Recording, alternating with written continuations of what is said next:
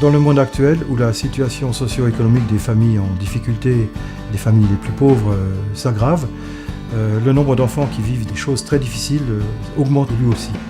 Beaucoup d'enfants sont victimes de carences éducatives, jusqu'à des violences beaucoup plus graves, qui peuvent être des viols, des coups, des fois aussi de la toxicomanie. Dans les situations les plus difficiles, les enfants sont placés dans des établissements.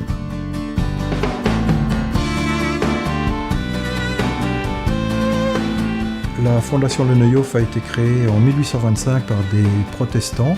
L'établissement accueille 68 enfants de 3 à 18 ans qui ont été placés par décision judiciaire de protection, d'assistance éducative. La mission principale est donc de protéger ces enfants et de les aider à grandir le plus harmonieusement possible. Ceux-ci sont scolarisés dans les écoles du quartier et de la ville. Pour certains enfants, le foyer est leur seconde maison, mais pour la plupart, le foyer est simplement un lieu d'éducation où ils apprennent à se comporter correctement à l'école, où on leur donne certaines règles. Beaucoup d'enfants sont violents.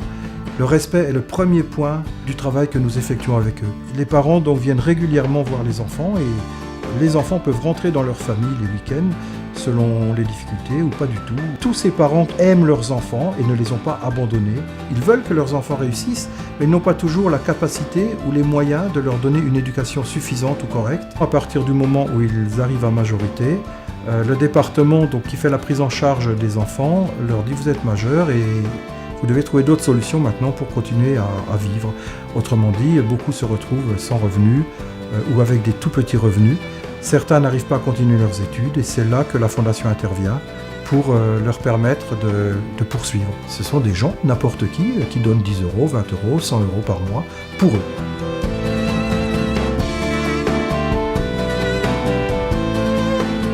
Si nous sommes bienveillants avec eux, nous leur amenons aussi de l'affection.